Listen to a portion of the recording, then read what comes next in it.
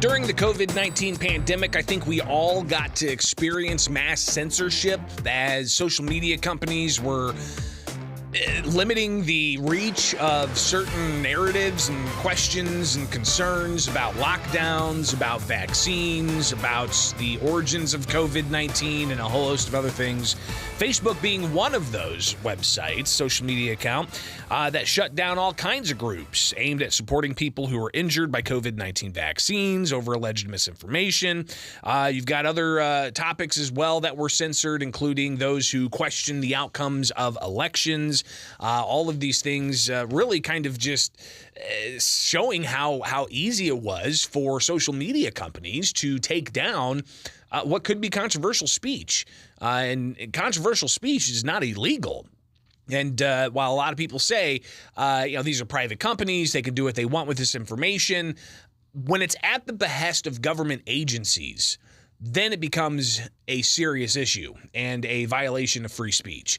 Mark Zuckerberg, the lead of Meta, which owns Facebook and Instagram, he was recently on a podcast with Lex Fridman that was released last week, and he made a couple of different statements that are rather interesting, and we'll hear those now about Mark Zuckerberg and how he dealt with COVID-19 misinformation and other things that turned out to not be misinformation. Here is Mark Zuckerberg discussing that in some more detail on the Lex Fridman podcast. Last week, about June 8th is when this was released, so here he is. So misinformation, I think, has been a really tricky one because there are things that are kind of obviously false, right, that are maybe factual, but may not be harmful. So it's like, all right, are you going to censor someone for just being wrong? It's, if there's no kind of harm implication of what they're doing, I think there's a bunch of real kind of issues and challenges there. But then I think that there are other places where it is, just take some of the stuff around COVID earlier on in the pandemic, where there were, real health implications, but there hadn't been time to fully vet a bunch of the scientific assumptions. And, unfortunately, I think a lot of the kind of establishment on that, kind of waffled on a bunch of facts and, asked for a bunch of things to be censored that in retrospect ended up being, more debatable or true. And that stuff is really tough, right? And really undermines trust in that. And so that's Mark Zuckerberg talking about how the establishment had them censor information that turned out to be true. Again, just to, read the quote directly, just take some of the stuff around COVID earlier in the pandemic where there were real health implications, but there hadn't been time to fully vet a bunch of the scientific assumptions. And unfortunately, I think a lot of the kind of establishments and that kind of waffled on a bunch of the facts and asked for a bunch of things to be censored that in retrospect ended up being more debatable or true. That stuff is really tough, right? Really undermines trust.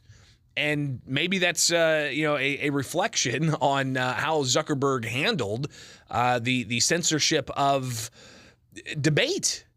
That's really what it was all about. The questions around are lockdowns when COVID-19 was first rearing its head. Were lockdowns good for health? People said no. Even the protocols for treating COVID, you had doctors that held, hour-long plus conversations about how they were treating their patients with things that the medical establishment was not, or things that the CDC, a government agency, had not given grace towards, like, for instance, ivermectin or some other types of treatments that the CDC didn't recognize being useful for COVID. Doctors were sharing on YouTube, for instance, some of the things that they were doing. That video got censored. censored. The video popping up on Facebook, it got censored. Twitter as well, before the era of Elon Musk, very much censoring a lot of this information. And it's not just about COVID. It was about elections and even the Hunter Biden laptop story before the November 2020 election. Just again, I want you to hear Zuckerberg in his own words lay this out as to his understanding of the COVID-19 situation and the censorship of information during that time. So misinformation, I think, has been a really tricky one because there are things that are kind of obviously false, right? That are maybe factual, but may not be harmful. So it's like, all right, are you going to censor someone for just being wrong? It's, if there's no kind of harm implication of what they're doing, I think there's a bunch of real kind of issues and challenges there. But then I think that there are other places where it is, just take some of the stuff around COVID earlier on in the pandemic, where there were, real health implications, but there hadn't been time to fully vet a bunch of the scientific assumptions. And, unfortunately, I think a lot of the kind of establishment on that, kind of waffled on a bunch of facts and, asked for a bunch of things to be censored that in retrospect ended up being, more debatable or true. And that stuff is really tough, right? And really undermines trust in that. And so it really undermines trust, no question. It undermines a lot of trust. And when you see that information, like, for instance, the lab leak theory, that was censored when it was first being postulated. But then Facebook did a complete reversal. It said, we're no longer censoring that because that seems to be the general consensus now of the theory of where the COVID-19 virus came from. And Zuckerberg did not elaborate on what exactly were some of the instances he says the establishment had Facebook censor. But Zuckerberg, regardless, still kind of letting the cat out of the bag. It's not the first time he's talked about that. He also talked about it when talking with Joe Rogan months ago.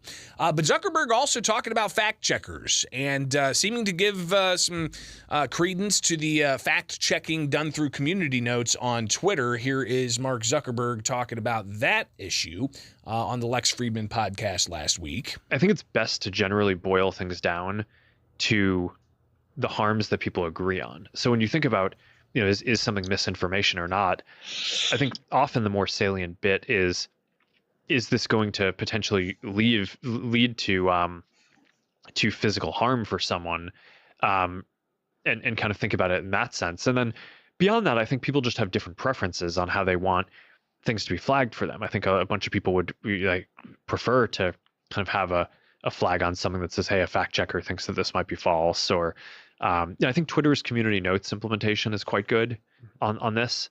But again, it's the same type of thing. It's like just kind of discretionarily adding a flag because it makes the user experience better. Mm-hmm. But it's not trying to take down the information or not. I think that you want to reserve the kind of censorship of content to things that are of known categories that people generally agree are bad. So he still seems to be siding with the idea of censoring things if it's believed to be bad, but who makes that call?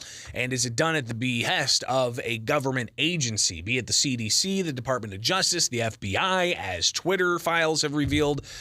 So interesting to hear. Here we are in retrospect, looking back, and I think it really should be a lesson for all consumers to be mindful that censorship can happen at the drop of a dime, not anything that really helps further good, strong debates and getting at the truth of things when it comes to getting the right information out.